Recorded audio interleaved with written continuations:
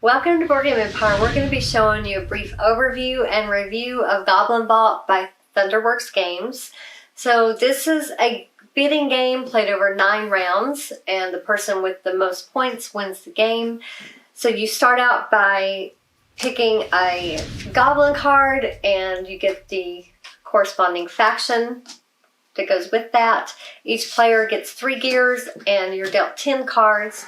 In a 2-player game, you're also dealing a dummy hand. They also have their own faction and their own 10 cards, and you will be assigning those based on the card that comes up. I'll show you how in just a few minutes. To one of the cards in the block. This is the Warden. This card determines what suit is trump or dominant in that round. The first player does have the option of changing the suit with one of the cards in the block. You could change it with any of those before the round starts. Then once the round starts, first the dummy player is going to place their card first, and then it goes first player and then second player. They base which card they bid on based on the bottom there. It'll say a 1, 2, or 3. 3 being right, 1 being left, 2 being middle. So they've bid on this faction. You do have goals you're going for also during the game. Here's the basic goal. These are the ones they suggest to start with on your first game. The cluster, you score each chamber with 3 cards whose values form a sequence. So you're looking for 5, 6, 7 or 7, 6, 5. It could be ascending or descending, but they just have to be in sequence. You are building 4 chambers, which are columns, of 3 tiers. You can't go more than 3 tiers or more than 4 columns. These are based on suits. The tome library is based on the suit with the books. Each chamber is 3 cards. So if you have a chamber with two of the tomb cards in it, you get 5 points. If you have a chamber with all 3 of them being that suit, you would get 9 points at the end of the game. The Ginmax Reign, that's based on the crown suit. If you have a crown in your chamber that is the higher value than the other 2 cards, you will get 3 points per chamber that meets that requirement. So after the dummy hand is placed there, bid, the other players then look at their cards, and then they will place a bid on either that one, or like you could beat that with 10 is the highest, so the only thing you could beat that with is with the trump card. So if I wanted to play a 1 there, I would beat that 9, and I would just put my faction on it if I really wanted that card. Or I could place my card, I could purposely underbid if I wanted. So let's say we put that one there. So I know I'm not going to win that. But the reason you underbid, you do have to place a gear on the previous card from your supply. Say that the round is over, so the dummy hand wins the main block card. It goes in his discard, and his card will go as part of the block. The gear stays on it, and then I get to keep the card I bid to put in my vault. So that's a way to guarantee the card you get is the card you want, because if you need that specific card from your hand and you don't want to chance it coming out here, because when you bid on something, say you just did a random bid on this one. So you got this card, so if there's only 1 bidder on it, you're going to take this card, put it in your vault, and you have to leave the one you bid in the block. So you could see how underbidding could be a good strategy sometimes. If at the end of the round, if a card has not been bid on, a gear token is put on that for the next round. The cards that were taken are just basically replaced for the next, or actually they're replaced, by the cards they were bid on. The cards that bid on them, they move up. I'm getting tongue-tied. Okay, so you're just playing until end of 9 rounds. Then you calculate your in-game points. You look at your sets. There's also other ways to get points. Here you could see there's 3 cards, and there's one that's darkened in. So the second card is darkened in there. The card in the very back, or the tier 1's highlighted there, and tier 3 is highlighted here. So if you have these cards, and you do not have to have the same suit in your tier. They just have to be in ascending or descending order. So that one wouldn't be a legal one. This one's not possible because it's a 10. Oh. So, is there a... We didn't set this up before we started, but...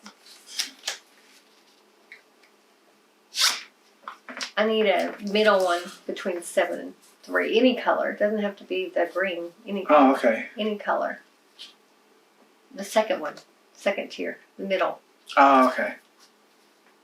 There we go. So here you go. So your 7 is marked from the back.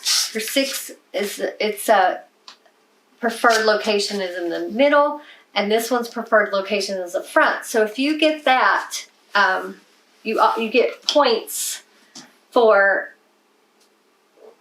So it's one gear per icon in tier 1. So if you get this one correct, it's 2 points. If you get this one correct, it's 3 points. So you get more points for those if you have them in the correct location. You get 2 points per icon that matches your faction card. So you do want to kind of pay attention and collect more in your faction if you can, because you get 2 points per card on that. And then, of course, you get points based on the goals at the end of the game. So you're just bidding over 9 rounds and trying to collect the best cards you can to create the Goblin Vault that's going to get you the most points. So what did you think of this game? I really like the illustration and components. Like the little wooden pieces, fonts easy to read. Everything's easy to identify the icons. So great components. As far as the replayability, high replayability, because you're always drafting cards and doing different things. So it has a lot, and it takes probably like 3 minutes to set up or less. The play time is like 35-40 minutes for a 2-player game or less. So high replayability and easy to teach and learn. So you can teach them once you play it once. It probably takes you like a minute or 2 to read over the rules and just fine tune it again. So high replayability. Mechanics, great mechanics. I really do like the bidding aspect of it, and also the tableau area where your set collection. So pretty much it's just a bidding and set collection type game. Not really take that type game, but cool in that aspect because it is a filler game. So overall total, I'm giving this 8 out of 10. I can see us playing this more. And we play with 2 players, so I can see being a little bit more challenging with the bidding aspect once you do go beyond, the 2-player mark, because you don't have the dummy player, so it's more strategic in that aspect. But for a 2-player, give this an 8 out of 10. What do you think? Yeah, we had a lot of fun playing this. I will say we got tripped up because we've played other games where suits are involved, and normally you have to have the same suit in a column.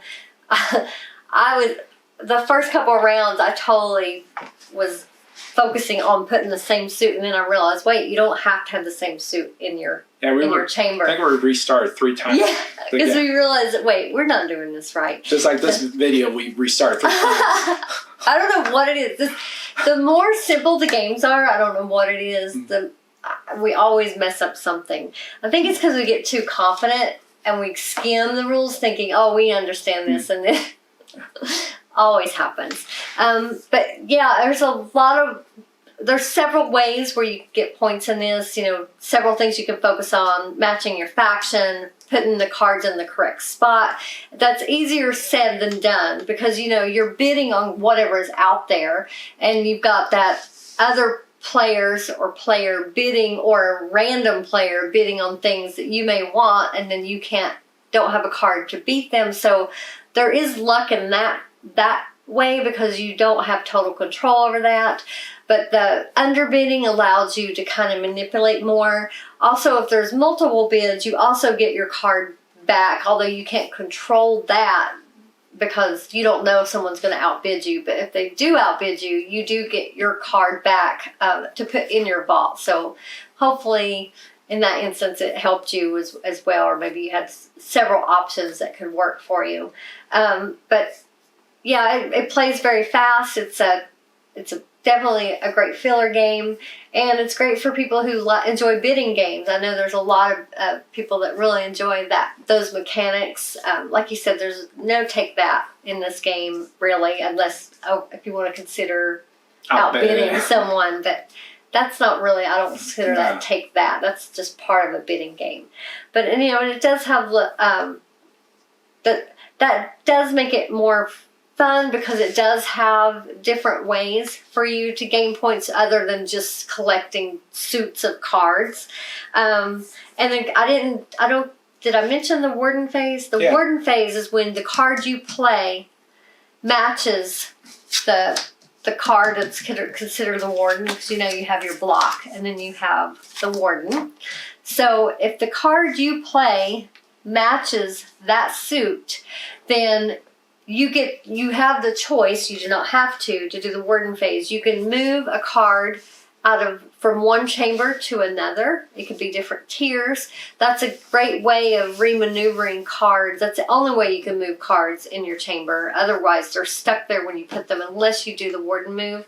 Or you can put a card from your hand at the bottom of the deck and draw another one. If there's a certain card you've been looking for, you haven't seen it come out yet, that might just be there. So, little things like that add a little bit of more excitement to the game than if it was just, a standard bidding game. So I would give this an 8. I think it's a fun game. Like you said, it's easy to teach, quick to play, quick to set up. So it's a great game to have on hand, as just a filler game that when you get people over, or your gaming group, if you guys just want to play a quick, easy learn game, this would be one you'd want to check out. This just came out last year, right? Yeah. So did you have anything else you want to say?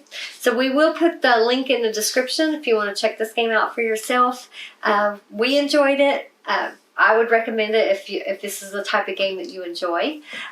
Thank you so much for watching. Please give this video a like. Feel free to share it with others if you think it's something they might want to check out. If you've already subscribed, thank you. If not, we hope you will subscribe and click that bell. Thank you again, and we look forward to seeing you next time.